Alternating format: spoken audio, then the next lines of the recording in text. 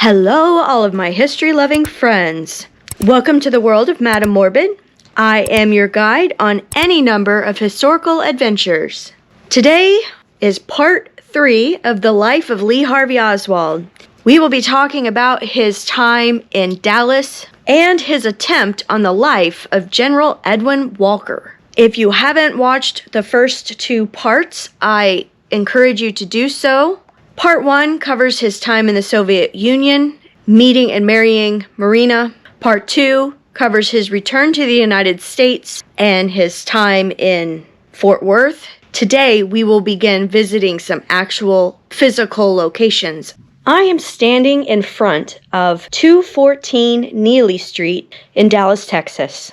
Lee Harvey Oswald and his wife Marina and little June lived here for a very short period of time, only a couple of months. But what happened here was extremely important. Oswald was up to no good while living here at Neely Street. Before here, they lived at 604 Elsbeth. That building has been torn down. It was torn down in 2013. Marina was fairly happy living at Elsbeth Street. When they first moved in there, she thought it was disgusting and filthy, but when she got it cleaned up and made it the way she wanted, she got to where she was pretty comfortable there. She made friends with the neighbors, but there were things about it Oswald didn't like. They had a lot of neighbors.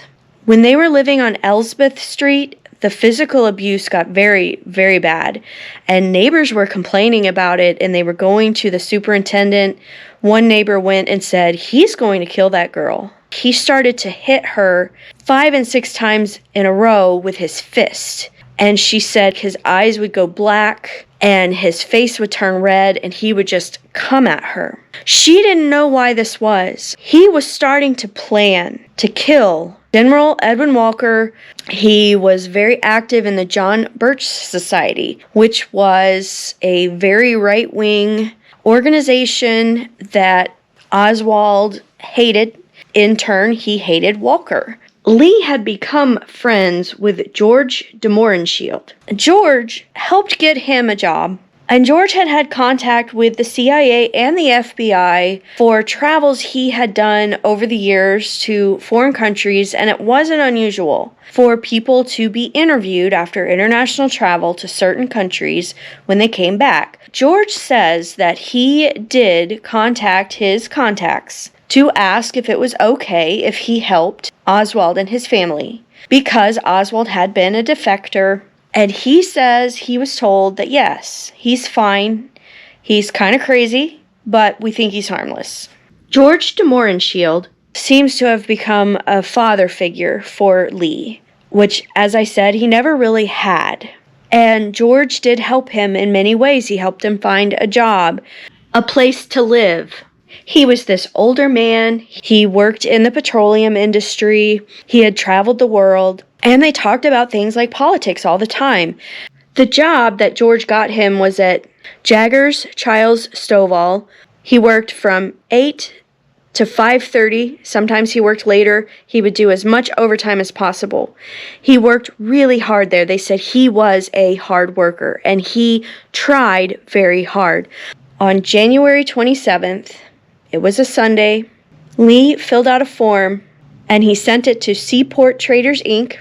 It was a mail order firm in LA. He sent them $10 in cash for a .38 special caliber Smith & Wesson revolver.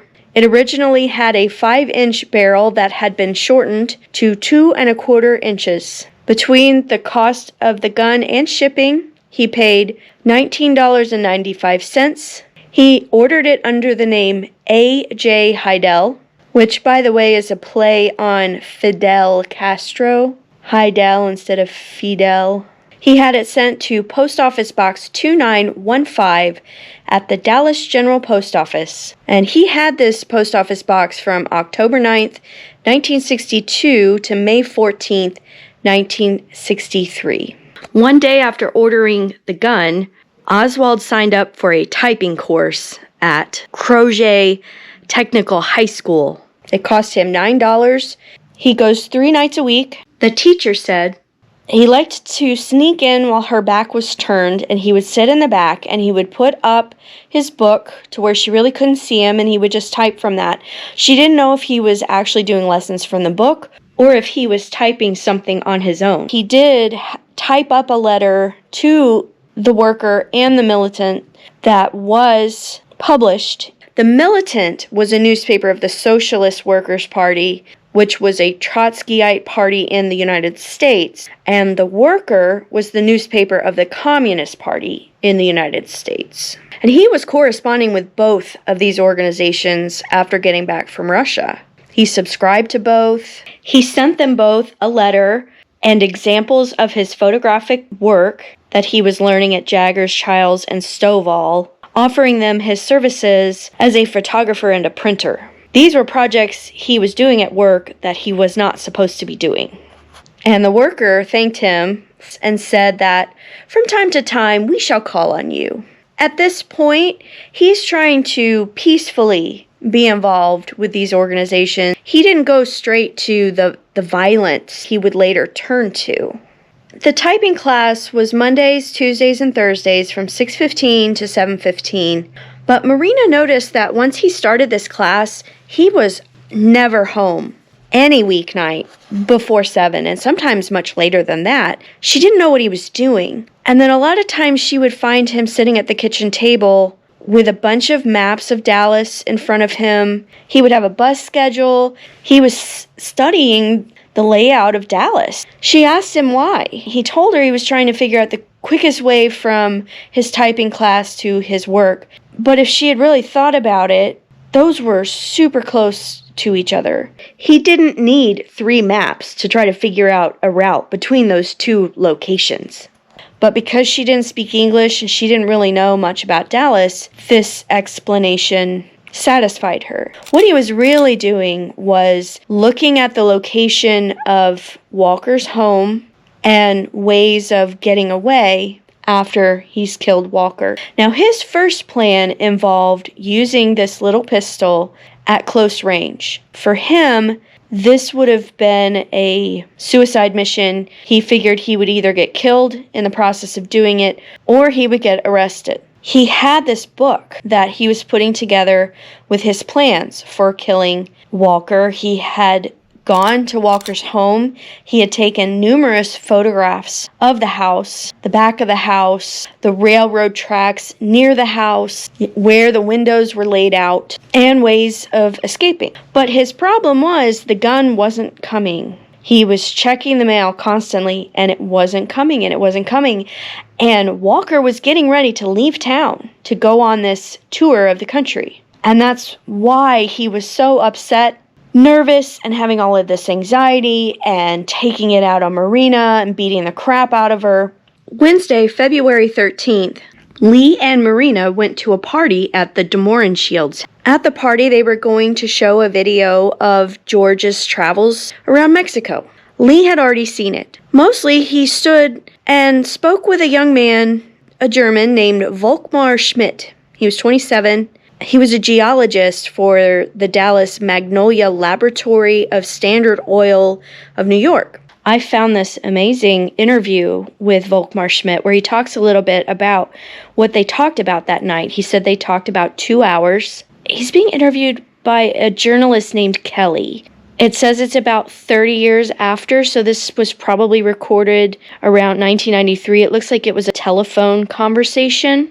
He asked what his impression of Oswald was, and he said, "Oswald found out that if you really want to do something, you can succeed in a lot of things. It just takes determination. That's how he learned Russian, hey? And he pulled himself out of really low-class upbringing in Fort Worth, which was hell, so he was a bitter young man because of social injustice, which quite frankly existed in Texas especially. So he was a nothing who tried to make something out of himself, and he was looking, like many Americans, for notoriety. It was subconsciously his only avenue to succeed. He would kill himself if he could leave a mark, and he left a terrible mark. So he was a very, very desperate man."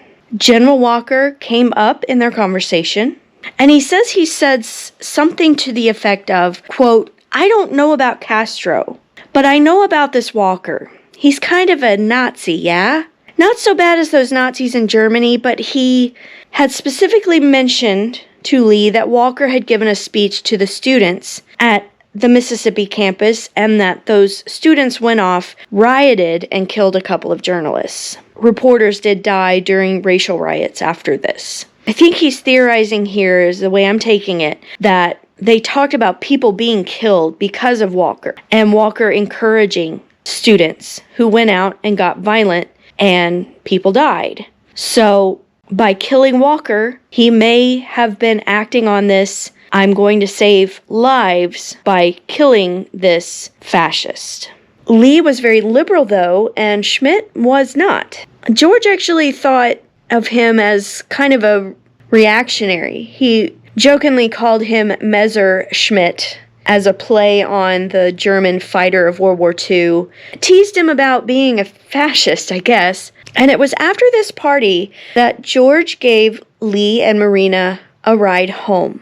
On that ride home, most of the talk seemed to be about Volkmar Schmidt. George was driving, and Lee and Marina were in the back seat, and she said Lee was really concentrating on everything that George said. Marina did not speak English, and one of the most terrible things I think Lee did to her, and that other people who were around them found abhorrent, was the fact that he would not allow her to learn English. It meant she relied entirely on Lee for understanding anyone around them.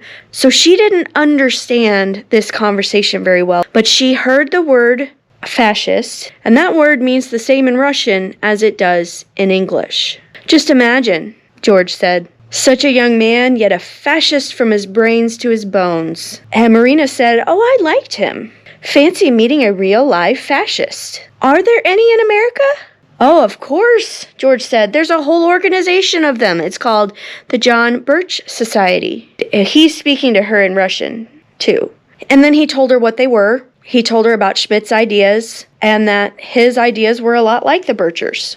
He has such frightful ideas it would make your hair stand on end, he said to her.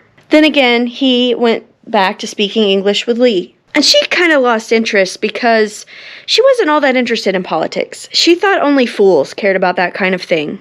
But she thinks that during this drive, George must have made some remark that really influenced Lee to do what he ended up doing.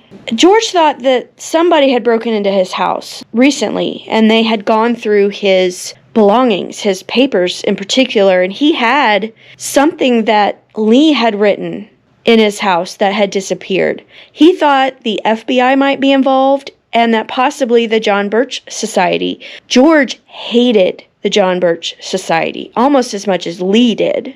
And General Edwin Walker was a huge leader in the John Birch Society.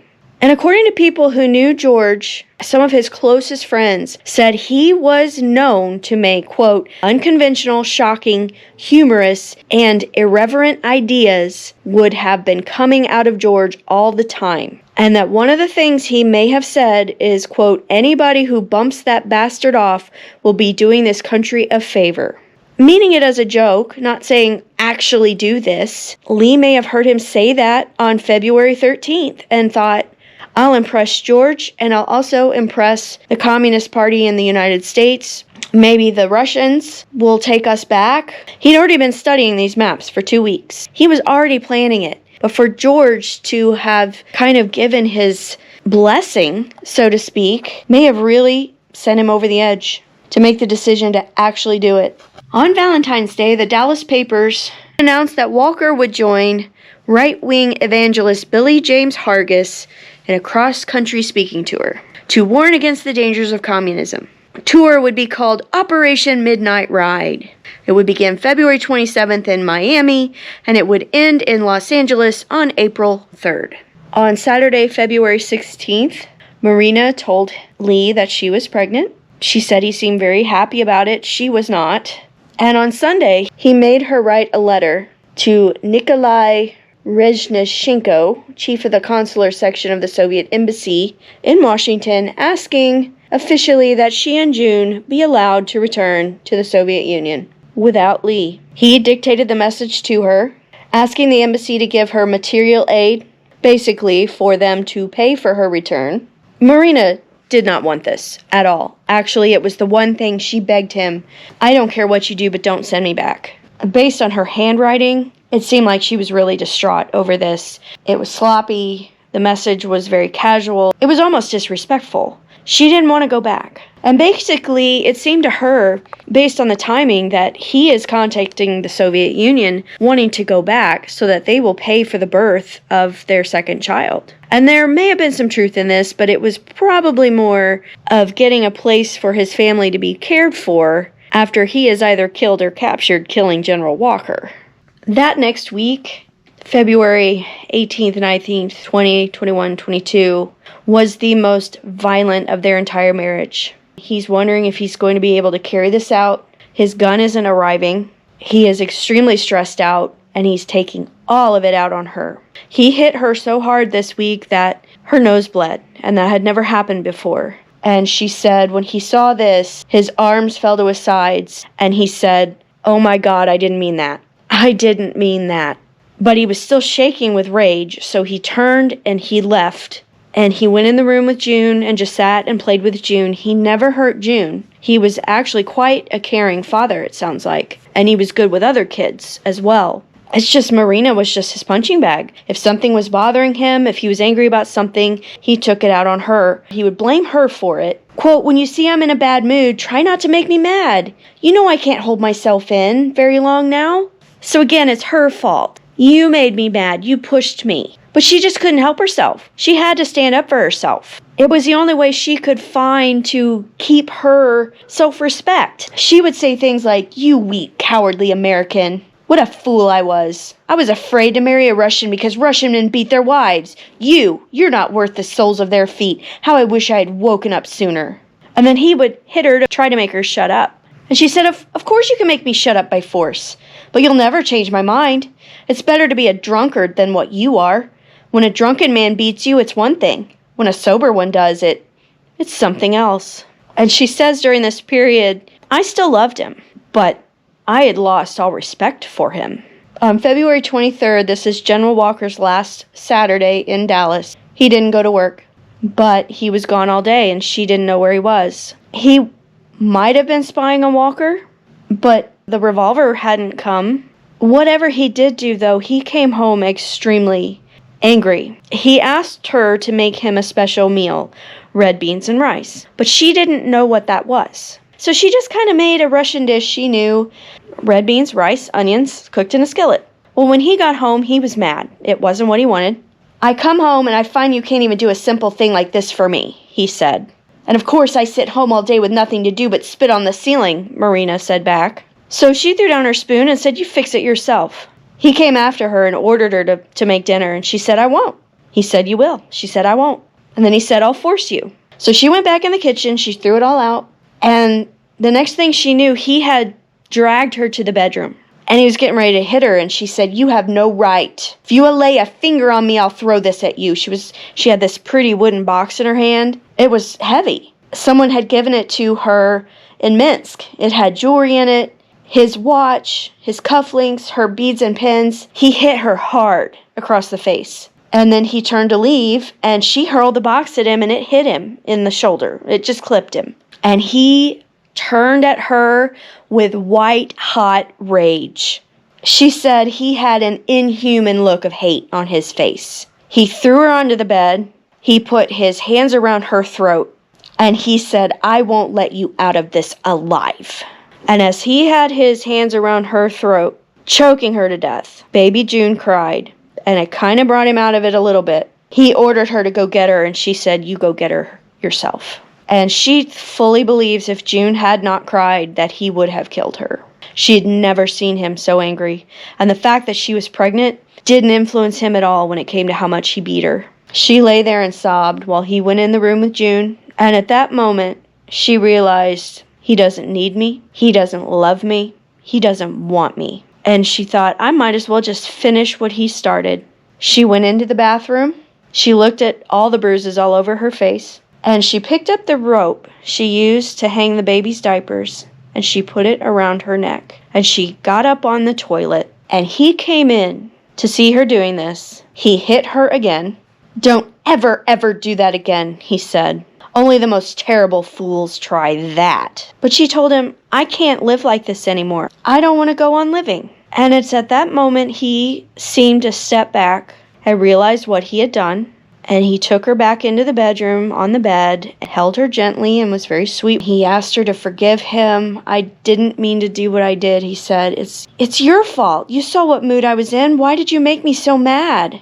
And she said, "I only tried to do myself what you tried to do to me. I'm sick of it, Alka. Every day we fight, and for no reason. We fight over things so tiny normal people wouldn't speak of them at all." And he took her in his arms. He said, "I never thought you'd take it so hard. Don't pay any attention to me. You know I can't hold myself back." And they both cried like babies. They made up all night long. He swore he'd never do it again. I don't think it ever got this bad ever again.